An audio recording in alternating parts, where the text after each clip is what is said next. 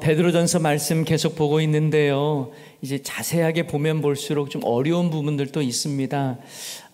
그래서 말씀을 듣고 나서 그냥 덮지 마시고 집에 가셔서도 한 번 정도 읽어보시면 좋겠다라는 생각이 들고요.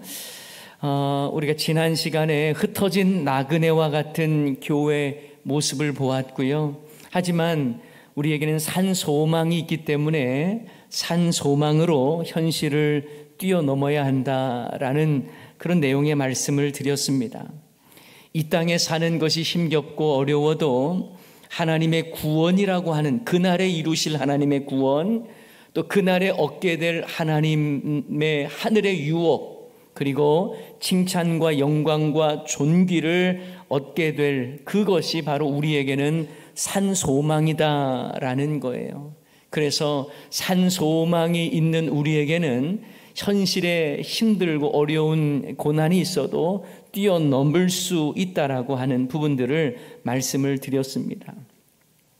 베드로전서 말씀을 보다 보면요, 두 가지의 시각에서 이제 조명을 하는 것 같아요. 첫 번째는 세상의 관점에서의 교회를 보는 것은 흩어진 나그네와 같다라는 것입니다. 하지만 우리는 세상의 관점에서 이 교회를 볼 것이 아니라, 성도를 볼 것이 아니라 하나님의 시각, 하늘의 시각에서 교회를 바라봐야 하는데, 교회는 하늘의 유업을 잇는 천국 백성이다라는 거예요. 그래서 오늘 본문도 그 연장선에 있습니다. 교회인 우리조차도 여러분 세상의 관점으로 교회를 볼 때도 참 많아요. 세상의 관점에서 내 자신을 판단할 때가 많다라는 것입니다.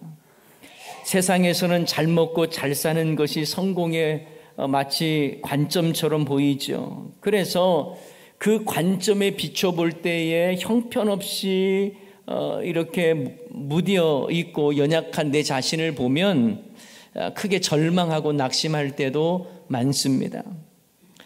신앙생활 하는 분들 중에도 신앙생활의 목적이 이 땅에서 잘 먹고 잘 살고 잘 되는 것, 이것이라고 생각하는 경우도 많습니다.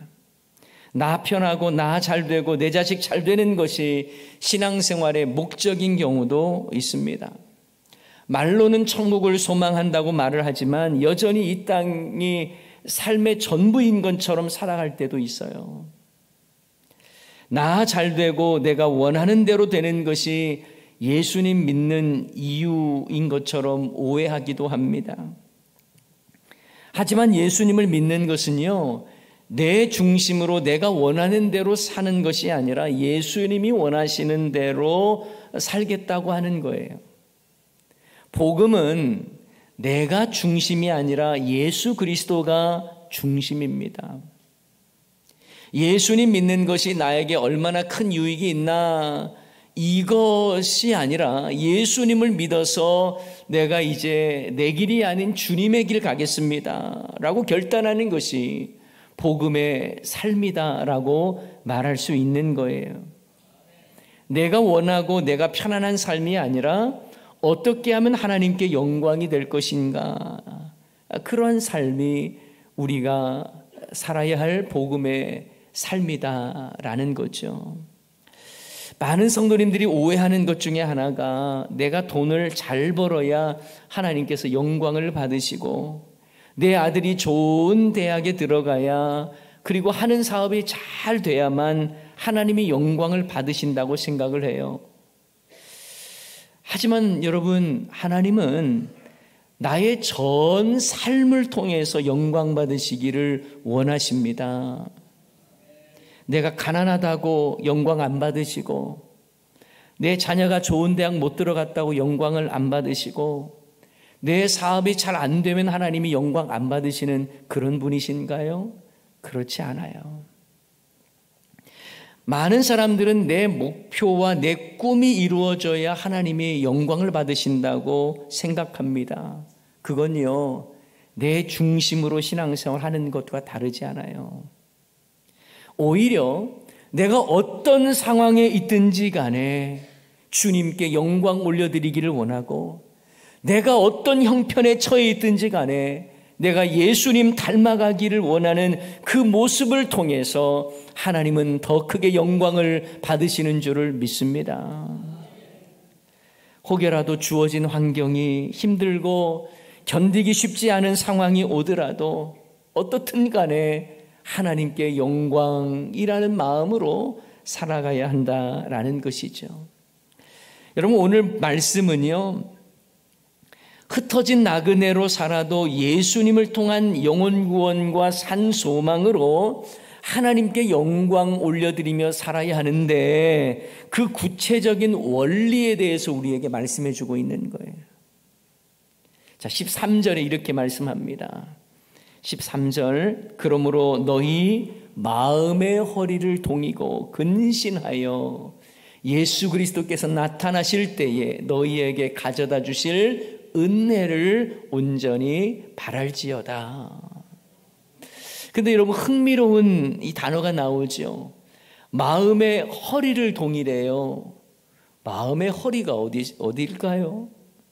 그리고 근신하래요. 여러분, 여기서 허리라고 하는 건 중심을 말합니다. 마음이라고 하는 단어도 정신이나 생각을 말하는 거예요. 그리고 허리를 동이라고 하는 의미는요, 이 허리에 늘어뜨러진 그 끈 같은 거 있잖아요. 이걸 꼭 매라는 의미예요.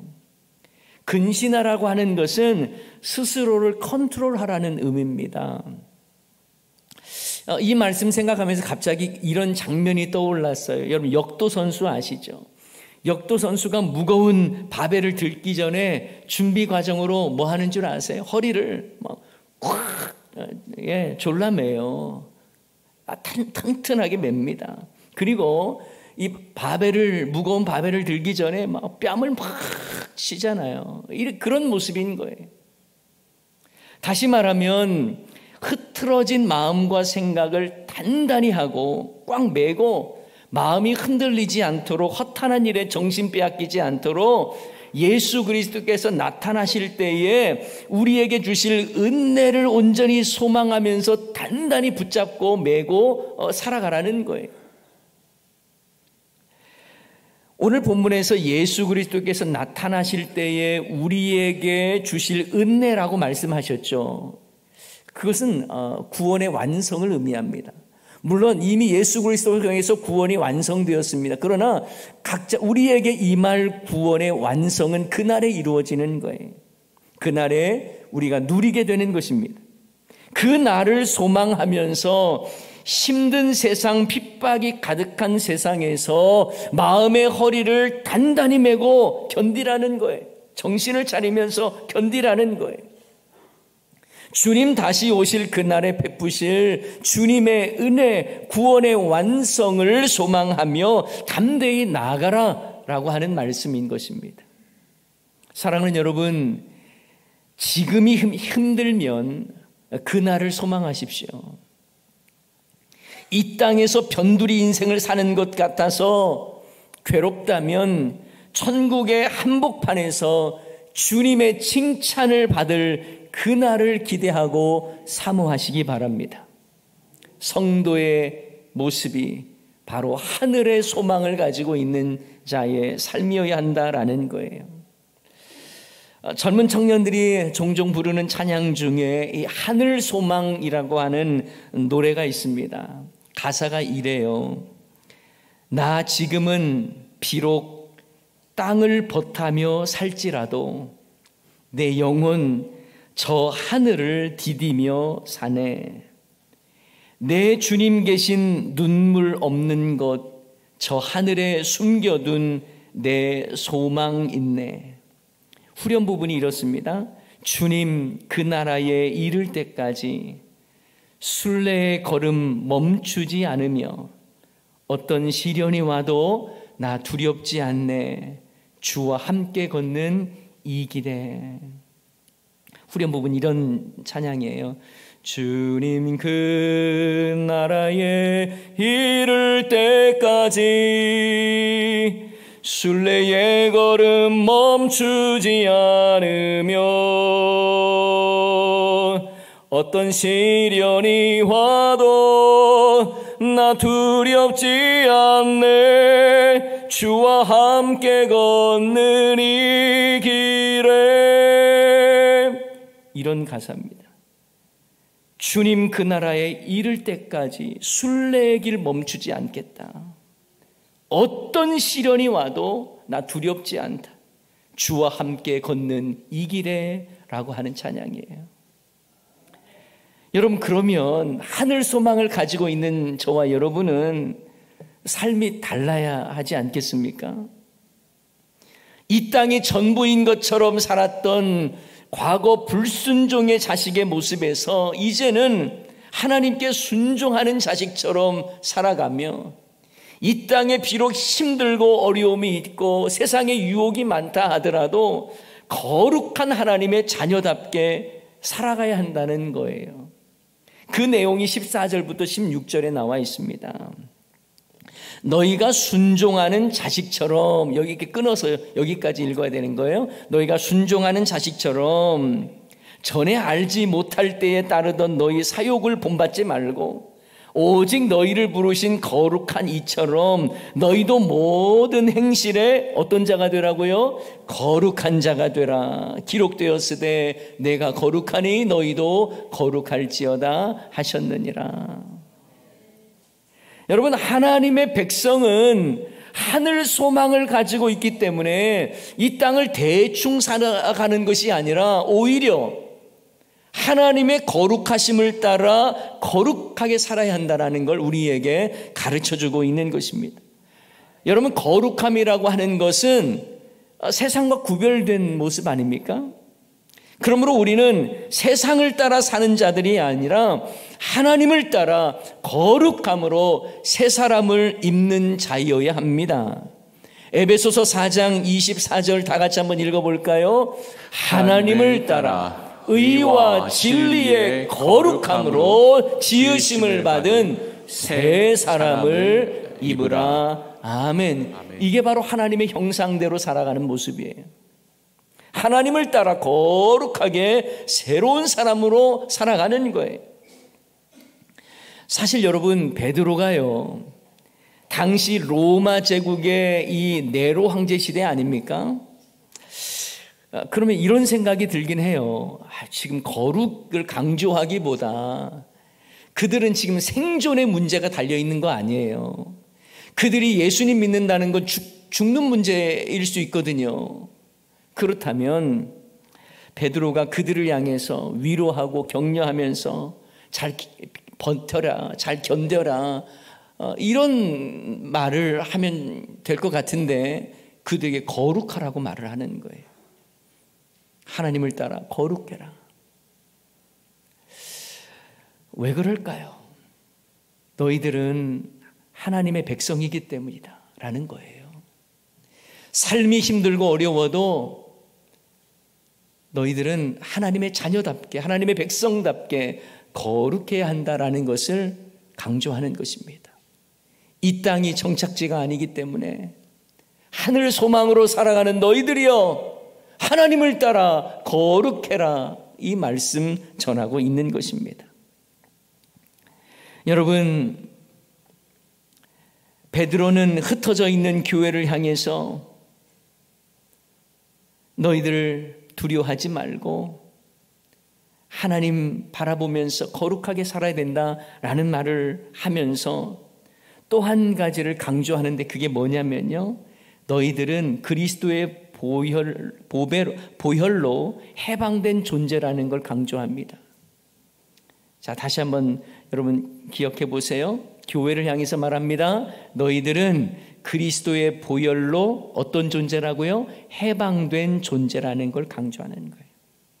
자, 그 내용이 18절 19절에 나오는데요, 너희가 알거니와 너희 조상이 물려준 헛된 행실에서 무엇을 받았다고요? 대속함을 받은 것은 은이나 금같이 없어질 것으로 된 것이 아니요, 다 같이 읽습니다.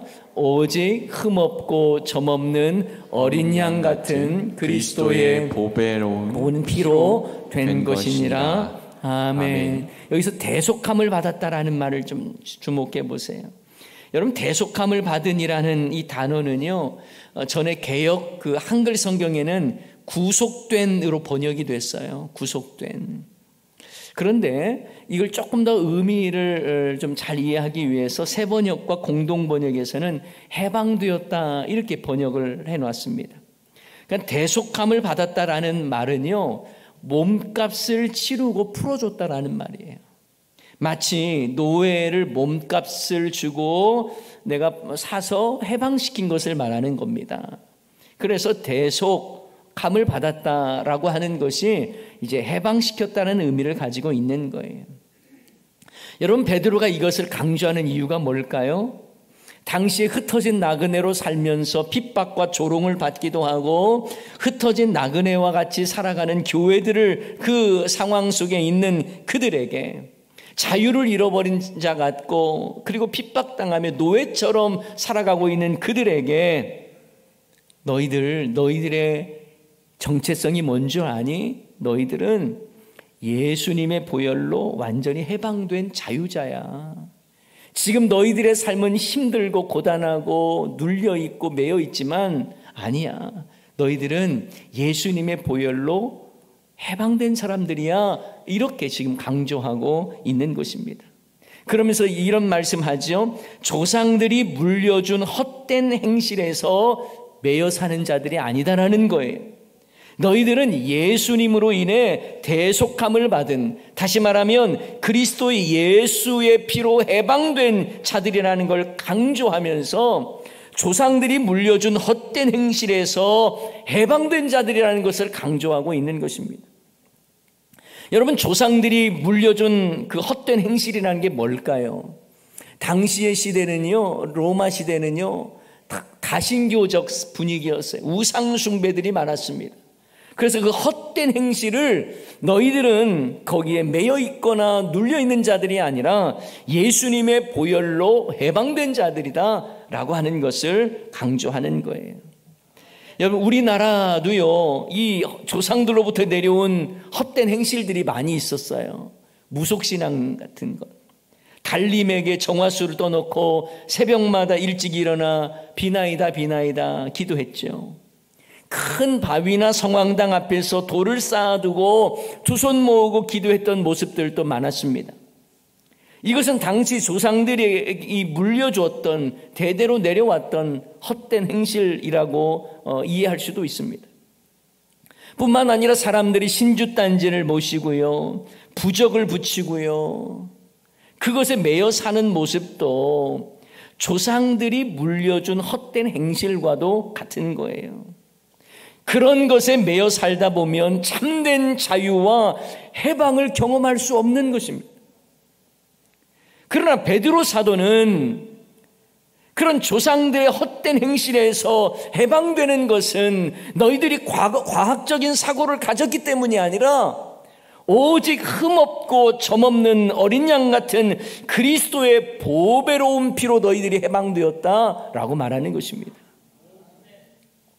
더 이상 조상이 물려준 헛된 행실에서 매이지 말아야 하고 오직 예수의 피로 대속함을 얻은 자들이라는 걸 말씀하면서 너희들은 허탄하고 악한 행실에 매여 노예처럼 사는 자들이 아니라고 하는 것을 강조하고 있는 거예요.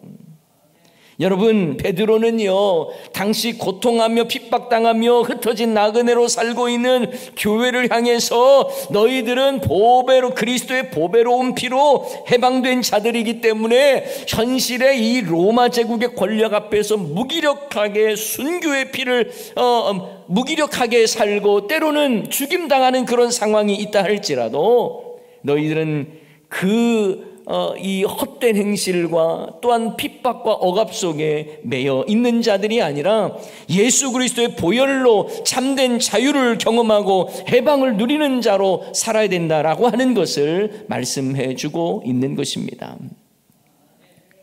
사랑하는 여러분, 이 세상에 매이거나 갇히거나 눌리는 자가 성도가 아니에요. 우리는 예수 안에서 참된 자유를 경험한 자입니다. 이 세상은 험하고 비록 우리는 연약하지만 주님의 보혈로 대속함을 받은 자들은 그 안에 참된 해방과 자유를 누리며 살아가는 자들인 것입니다. 그러므로 허탄한 것에 눌리지 마십시오. 악한 것에 사로잡히지 마십시오. 예수 그리스도의 보혈의 능력을 의지하시기 바랍니다. 전에 사역했던 교회에서 있었던 일인데요, 어느 집사님이 제게 전화를 주셨어요. 목사님, 저희 어머님이 앞으로 예수님을 믿겠대요.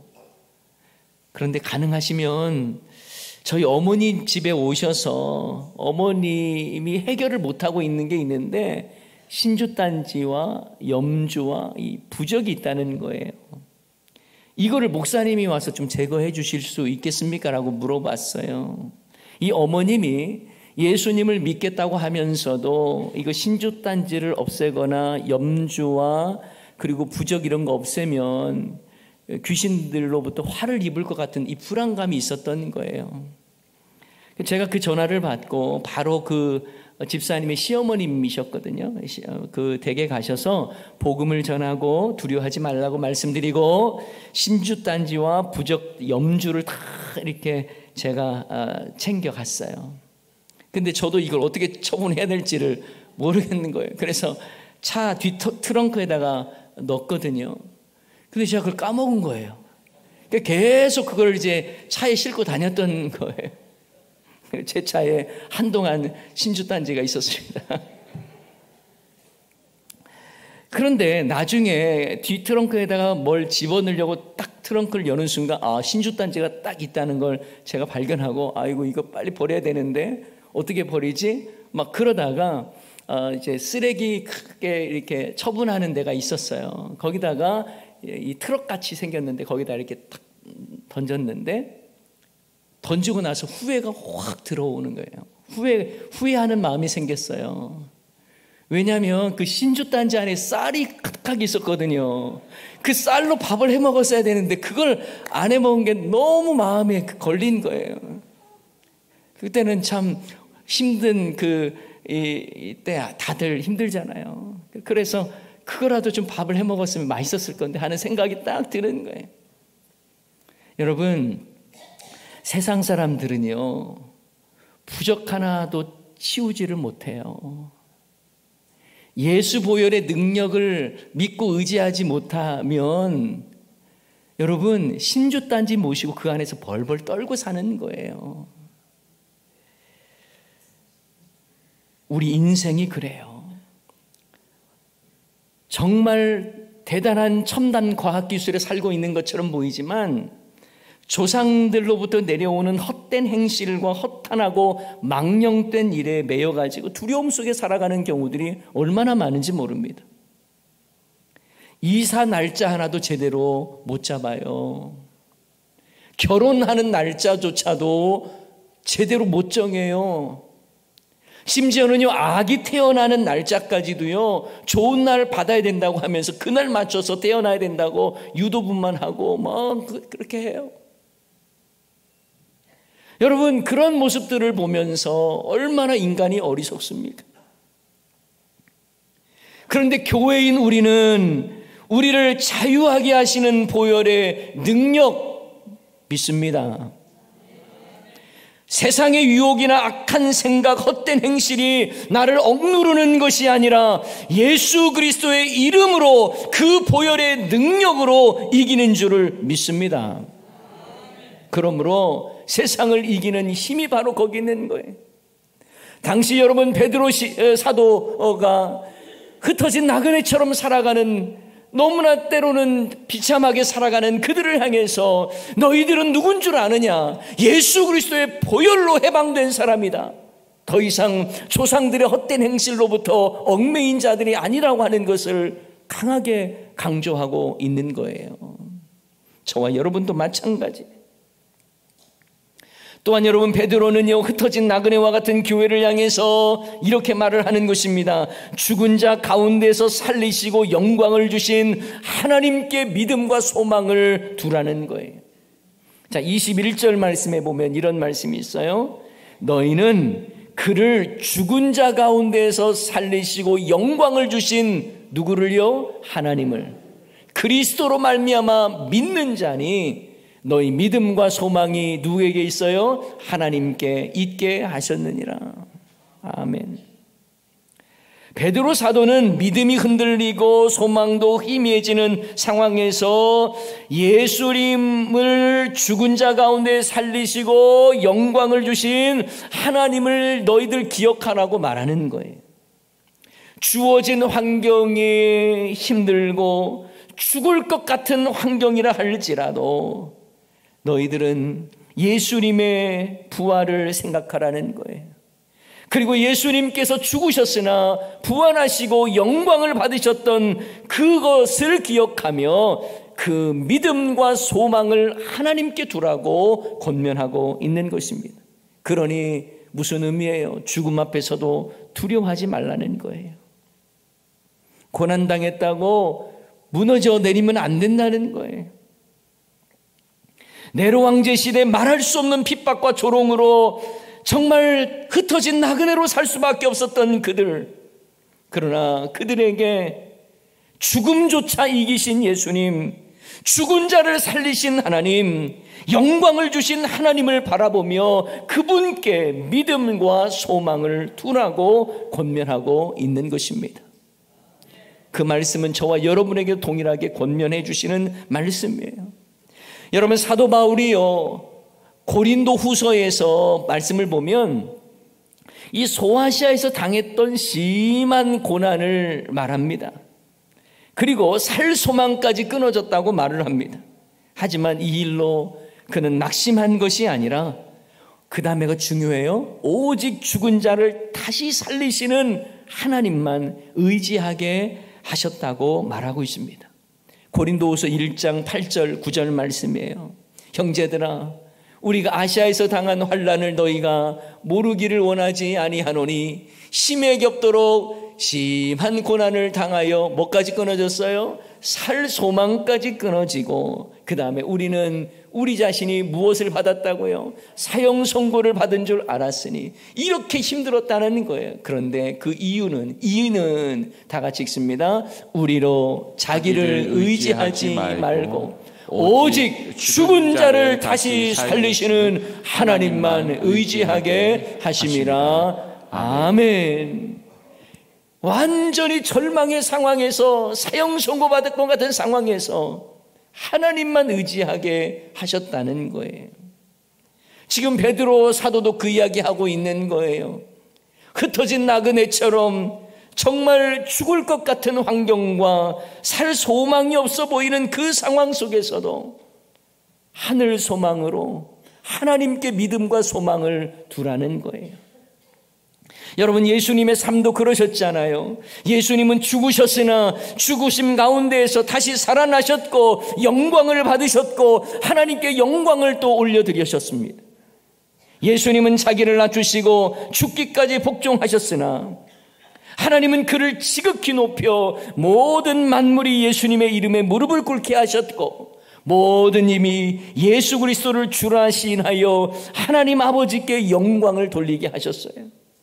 빌립보서 2장 9절에서 11절까지 말씀입니다. 이러므로 하나님이 그를 지극히 높여 모든 이름 위에 뛰어난 이름을 주사 하늘에 있는 자들과 땅에 있는 자들과 땅 아래에 있는 자들로 모든 무릎을 예수의 이름에 꿇게 하시고 모든 입으로 예수 그리스도를 주라 시인하여 하나님 아버지께 영광을 돌리게 하셨느니라. 아멘. 예수님의 모습이 그러셨고 우리의 삶도 그러야 되고, 그래서 우리가 힘들고 고난당하고 또 비참한 인생을 산다 할지라도 하나님께서 나를 높이시고 나를 영광으로 받으시고 그런 하늘 소망을 가지고 살라는 것입니다. 사도 바울과 사도 베드로가 동일하게 말하고 있는 게 바로 그건 거예요. 고난 당하고 있느냐? 또 죽임 당하면서 힘들어하는 성도들을 향해서 다시 살리시고 다시 높이시고 영광을 받으시는 하나님을 보여주면서 하늘 소망으로 고난 이겨내고 견뎌내고 죽음 앞에서도 두려워하지 말고 너의 믿음과 소망을 하나님께 두어라, 이렇게 권면하고 있는 것입니다. 사랑하는 여러분, 우리가 험한 세상에서 믿음 지키며 사는 것이 쉽지 않죠. 거룩하게 사는 건 더 어렵습니다. 아무리 세상에 유혹이 있어도 믿음 지키며 거룩하게 살아간다는 건 쉽지 않을 수 있습니다. 그러나 여러분, 아무리 그렇다고 해도 당시에 예수님 믿는 것은 목숨을 내어놓아야 하는 그 로마의 네로 황제 시대만큼 그렇겠습니까? 하지만 그때와 핍박의 정도는 다를지라도 여전히 우리의 삶 가운데도 고난이 있고 핍박이 있어요. 그때 우리는 잊지 말아야 할 것이 있습니다. 이 땅에서의 나의 모습, 그 처절하고 비참한 나의 모습에 절망할 것이 아니라 하나님이 나를 어떻게 보시느냐에 따라서 그 관점으로 지금의 이 삶을 해석해낼 수 있어야 하는 것입니다. 쉽게 말씀드리면 세상적으로 본다면 초라한 인생일지 몰라도 하나님이 보실 때 우리는 존귀한 인생인 줄 믿습니다. 세상적으로 본다면 무기력한 인생이요 근심 많은 인생이겠지만 하나님과의 관계 속에서 본다면 우리는 살아있는 자요 부유한 자요 존귀한 인생이라고 말할 수 있습니다. 그 내용이 고린도후서 6장 9절 10절에 나와 있는데요, 무명한 자 같으나 우리는 하나님이 보시기에는 뭐예요? 유명한 자예요. 죽은 자 같으나 보라 우리가 살아있고, 징계를 받는 자 같으나 죽임을 당하지 아니하고, 근심하는 자 같으나 항상 기뻐하고, 가난한 자 같으나 많은 사람을 부유하게 하고, 아무것도 없는 자 같으나 모든 것을 가진 자로다. 아멘. 성도의 삶이 이렇다는 거예요. 하나님이 우리를 그렇게 받아주신다는 거예요. 그러므로 우리가 하늘 소망으로 살아간다는 것이 얼마나 소중한 일인지요. 고난조차 뛰어넘는 신앙, 죽음조차 뛰어넘는 신앙은 우리를 거룩하게 하시고 우리를 살리시고 우리를 높이시고 영광을 받으시는 하나님께 믿음과 소망을 두는 삶인 줄 믿습니다. 그리스도의 보배로운 피로 우리를 해방시키시고 그 보혈의 능력으로 승리케 하시는 하나님 바라보면서 그 믿음과 하늘 소망으로 날마다 승리하는 저와 여러분 다 되시기를 주님의 이름으로 간절히 축원합니다.